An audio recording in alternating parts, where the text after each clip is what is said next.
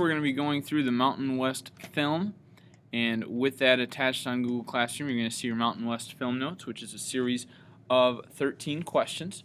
So please make sure that you're doing your best to fill these out as the movie goes along. And without further ado, here's our Mountain West movie.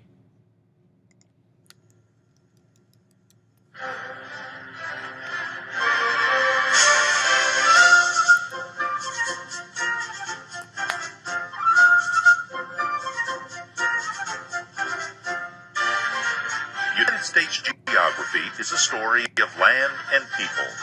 A land filled with natural resources, from the Rocky Mountains to the Sonora Desert, the San Francisco Bay to the Mississippi, the Grand Canyon to Niagara Falls. Since 2000 BC, when the Native Americans settled on this continent, people from all over the world have made this land their home. With lush forests, sweeping prairies, coastal plains, and bustling cities, the land is as diverse as the people who live here. North to south, east to west, each region of the United States is a piece of living history, shaping the heart and soul of the nation from sea to shining sea.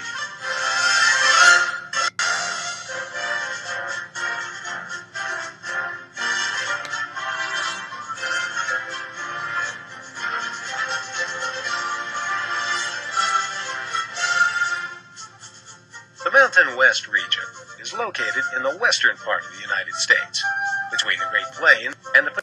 One cool thing about this region is that it actually touches both Mexico and Canada, so you will be noticing that as you do that today, or not today, but later this week with your map. So kind of a neat thing that it stretches so far north to south. Pacific West. The region takes its name from the Rocky Mountains. Question number 1, the Rocky Mountains.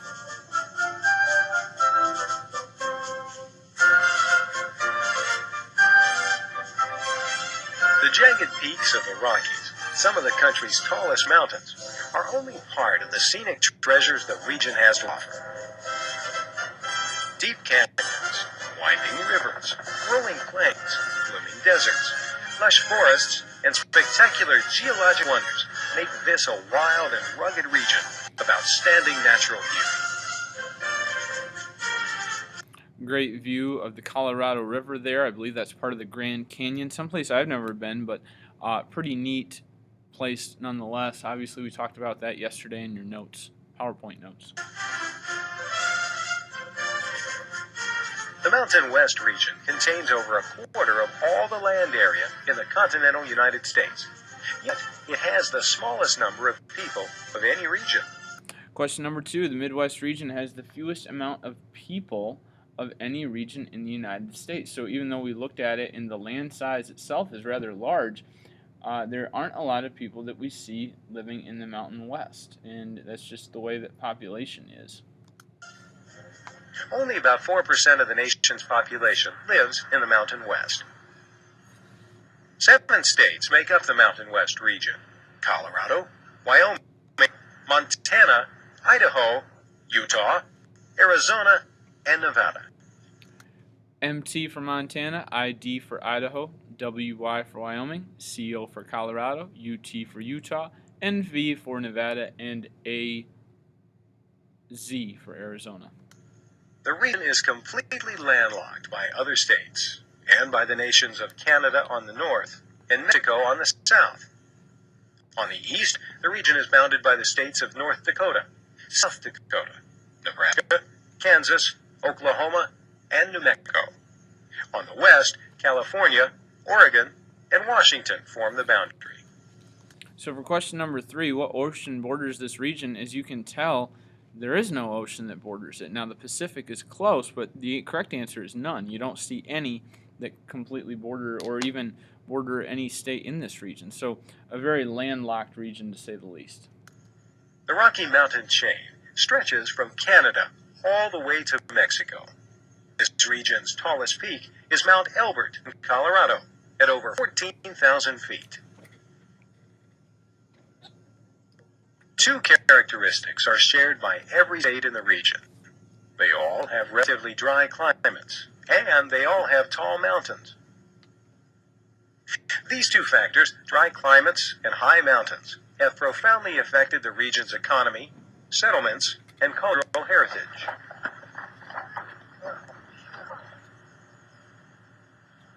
The Rocky Mountains are higher than the Appalachian Mountains in the east and offer a great variety of scenic beauty. This is one of the reasons why tourism and recreation make up a major portion of the Mountain West's economy today.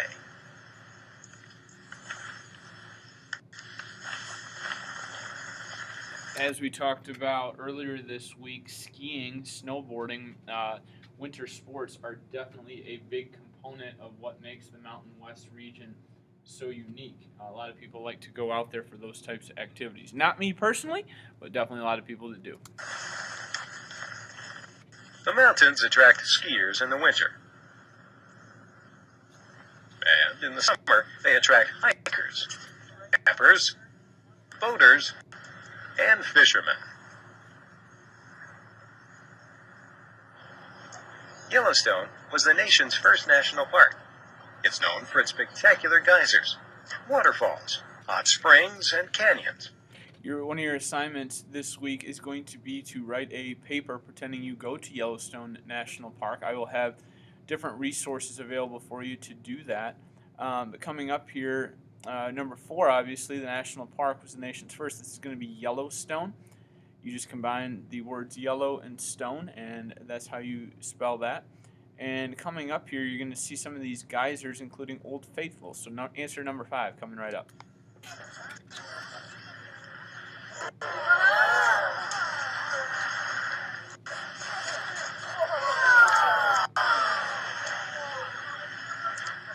This fantastic hot water geyser erupts faithfully about once every hour. So number 5, Old Faithful erupts about every hour. The arid lands of Utah contain many incredible geologic formations.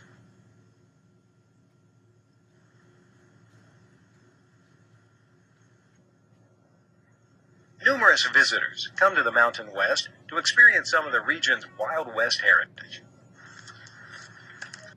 Dude ranches and horseback expeditions give city people a taste of what life was like in this rugged country in the 1800s. Grand Canyon is one of the world's most spectacular natural wonders and attracts many visitors. It's taken millions of years. Like I said yesterday, this is definitely on my bucket list, though I'm not terribly afraid of heights. I definitely don't love heights, so this might be an interesting trip when I eventually go here. For the Colorado River to cut this gigantic gorge through the rocks.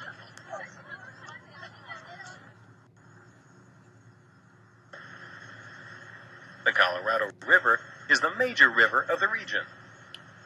Question number 6, the Colorado River. They'll show you a picture of kind of where it's located here. Make sure you make note of this because you'll be labeling it in your maps this week. It begins high in the Rockies and empties into the Gulf of California, near the Mexican border. Other important rivers are the Snake River and the upper reaches of the Missouri River with its tributaries.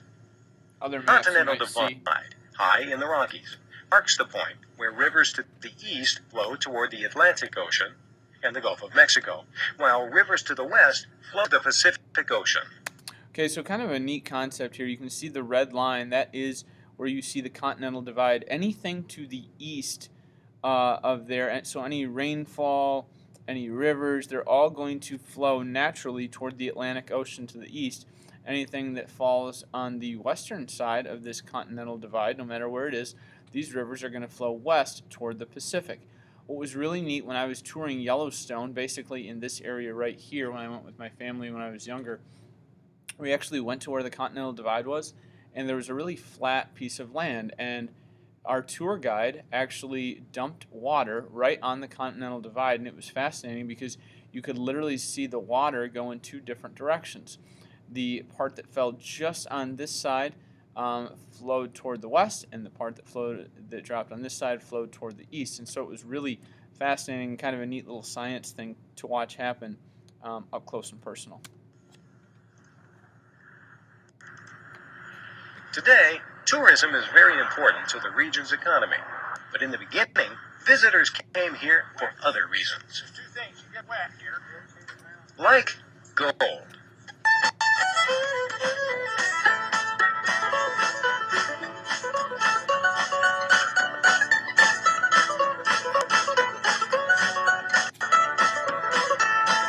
I'm sure you're all jamming at this as you're listening. I mean, what could be better music than this?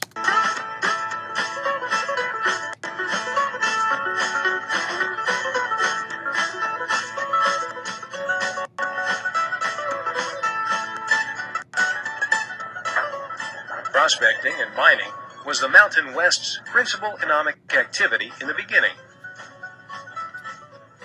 The rush to find gold and silver in the mid to late 1800s brought prospectors and fortune hunters to the region. Mining towns sprang up almost overnight. Towns with names like Silver City, Goldfield, and Silverton existed to supply the miners with food and equipment. Mining was hard and dangerous work.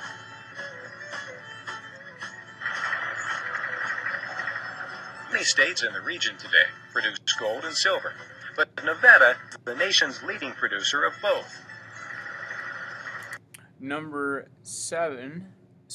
8, Nevada is the nation's leading producer of both gold and silver. So if you like precious metals, Nevada is your place to find it.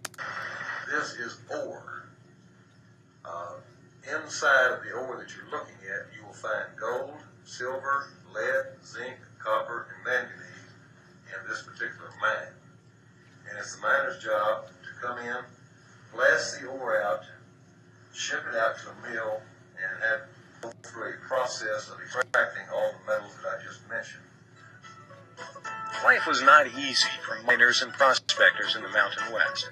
A dry climate, desert and semi-desert areas, hot summers and cold winters, high mountains and steep canyons all made difficulty a danger. A prospector also had to protect himself from thieves. The famous Hollywood gunfight has become almost a symbol of the Mountain West.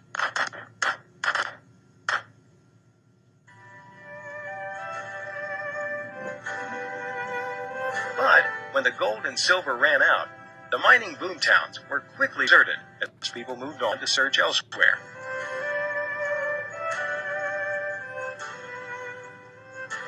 Many desert towns still stand throughout the region. They're called ghost towns. And hard to hear that there. So number 9 is going to be ghost towns. These deserted towns where people left after they couldn't find any more gold and silver. And some of these places are still there to this day, and just no one lives there, just abandoned buildings.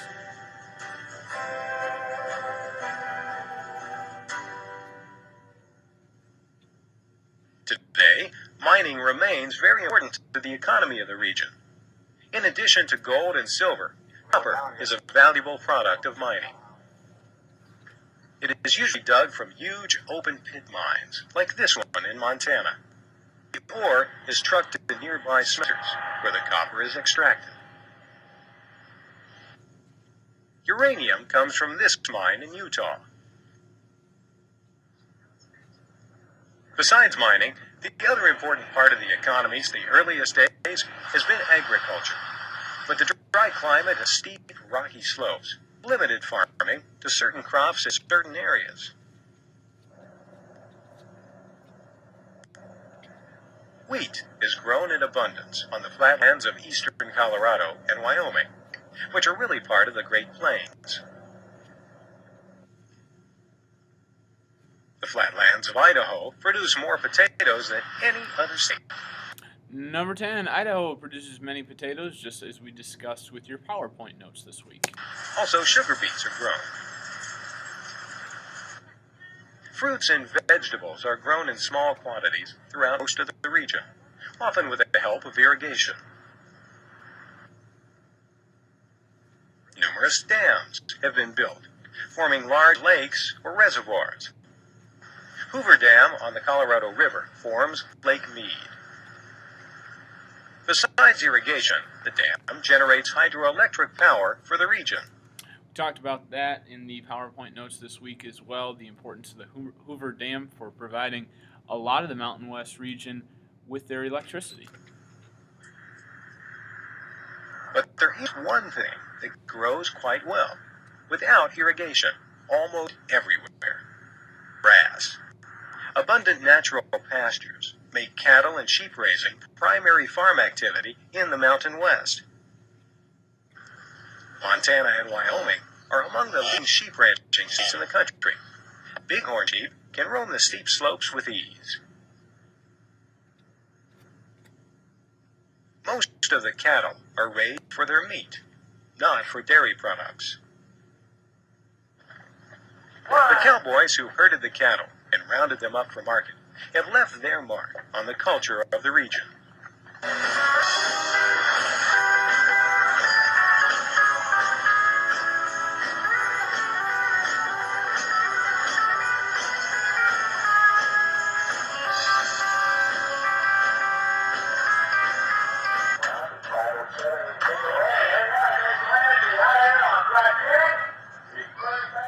To celebrate the cowboys' skills at roping and riding, a spectator event known as the rodeo is very popular.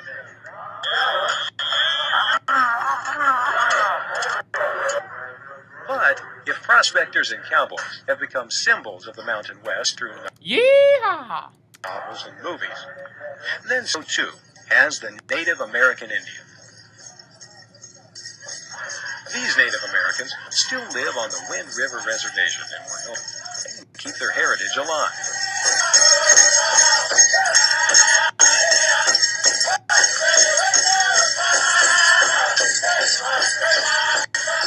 Native Americans have lived throughout the Mountain West region for centuries. The cliff dwellers Definitely something we talked about in the PowerPoint notes as well is that Native Americans make up a fairly significant part of the population of this Mountain West region. of Colorado lived here nearly 2,000 years ago. These are ruins of an ancient Anasazi village in Utah. The Anasazis had an advanced civilization with an extensive irrigation system and road network. Indians have lived here for a long time, number one, for about 12,000 years that we know of, and number two, that they're still here, and they're doing very well, actually. But as white settlers came to take away the land of Native Americans, battles became inevitable. The most famous, perhaps, was Custer's last stand in Montana. In 1876, General Custer's cavalry unit attacked an Indian village on the Little Bighorn River. The Indians outnumbered soldiers, and Custer and his men were all killed. Number 11, Montana is where all this takes place with Custer's last stand. We all know about Custer's last stand here too, but there was also two last stands that took place. Armstrong Custer's command had their last stand here, and the Sioux and Cheyenne had their last stand as well. They won the Battle of You guys think I should grow a mustache like that? Give me some feedback. Bighorn, but they lost the war. Some of the pioneers who worried about Indian attacks were not settlers in the Mountain West region.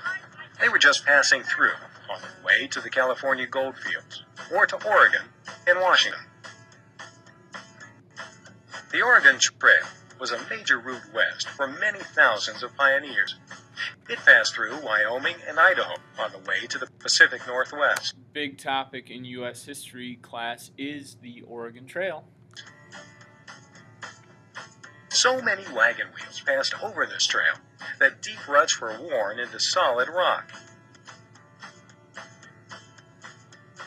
Fort Laramie was built along the trail in Wyoming to resupply the travelers and to offer some protection from Indian attacks. Fort Laramie actually was more or less like a Howard Johnson's of its time, in the sense that it provided kind of a stopping off point for civilization, is that they needed various rest points and also areas that they could find a base for supplies and such along the trails. Pioneers who traveled through the Mountain West region in the last century experienced its treacherous beauty firsthand. The grueling journey could take up to 5 or 6 months, but the travelers got to view some very unusual and scenic natural wonders.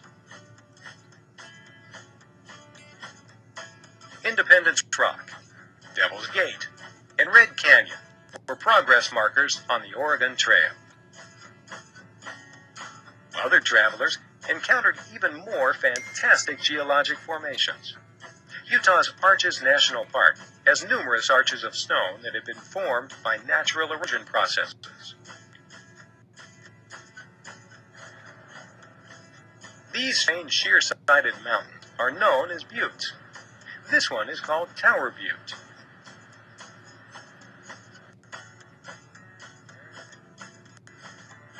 Canyons are everywhere in this mountainous region. Bryce Canyon in Utah is nearly as spectacular as the Grand Canyon.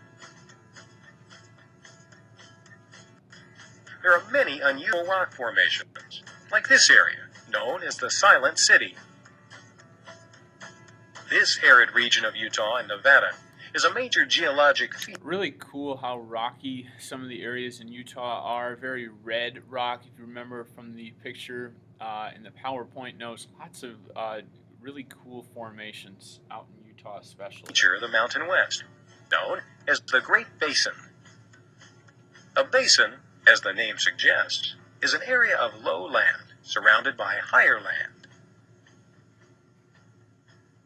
The Great Basin lies between the Rocky Mountains on the east and north, and the Sierra Nevada Mountain and the Cascade Range on the west. The Great Basin contains some of the country's driest deserts, such as the Great Salt Lake Desert and the Carson Sink. It is so dry in the Great Basin that most rivers running down from the mountains never reach the sea. They simply evaporate in the desert or empty into a salt lake. One such short river flows into the Great Salt Lake. Salt Lake City, Utah, is the only major city in the Great Basin. It was founded beside the Great Salt Lake by Brigham Young and his followers in the Mormon Church. We talked about the Mormons and how they have a large portion of their population of that religion that lives in and around the Utah area, specifically in Salt Lake City. Today, this tabernacle is the center of the Mormon religion.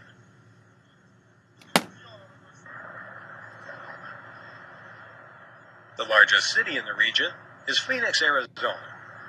It's a manufacturing center, making a variety of products, including electronic and aerospace equipment. Question number 12. Largest city in this region is Phoenix, Arizona.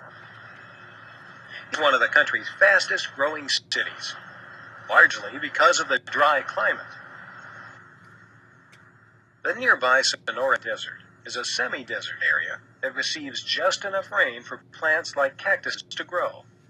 At certain times of the year, it can bloom with color. The tall saguaro cactus has become a symbol of the Sonoran Desert. The minute you see this cactus, you know you're in the Southwest, you're in the Sonoran Desert. Seeming to bloom from another desert further north, Nevada's neon-fringed entertainment cities, like Las Vegas and Reno, attract visitors who enjoy live stage shows and legalized casino gambling.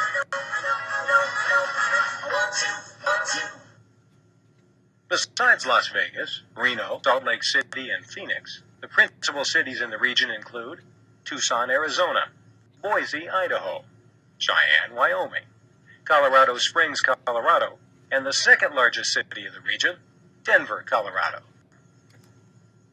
Located on the eastern edge of the Rockies, where the plains meet the mountains, Question 13. The city of Denver, Colorado is where the Rocky Mountains meet the Great Plains. Denver has always been a gateway to the Mountain West. For many reasons, Denver has long been considered the unofficial capital of the region.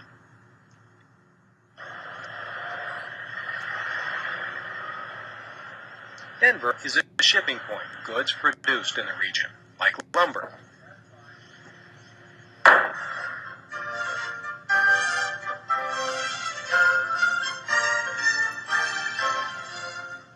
Lumbering, agriculture, mining, and tourism are the region's most important industries. The Mountain West, the least populated, most unspoiled region of the country.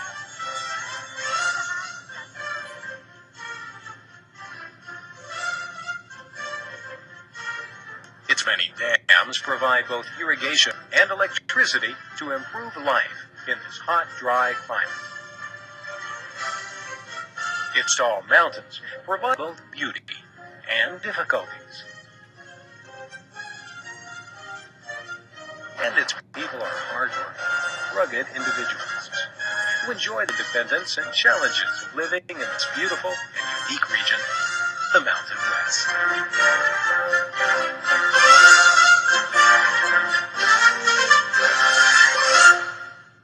Okay, we'll go ahead and go over your note sheet here just to make sure you have everything as best you can anyway.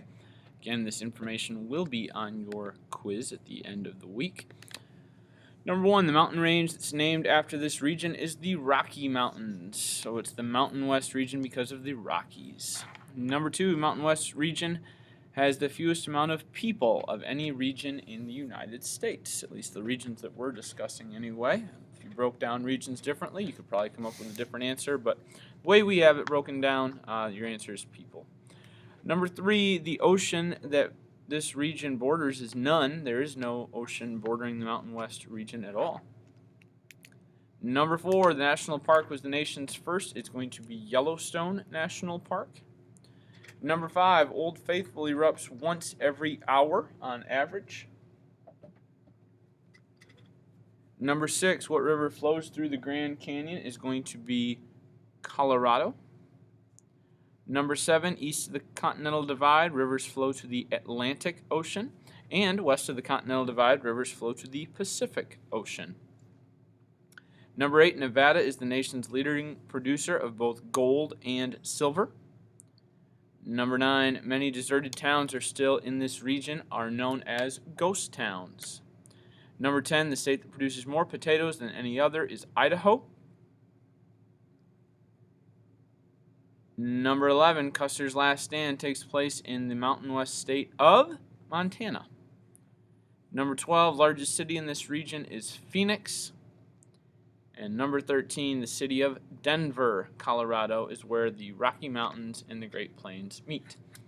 If you have questions, make sure you let me know. Many of you still have missing work, so please make sure you're getting a handle on that. And have a great rest of your day.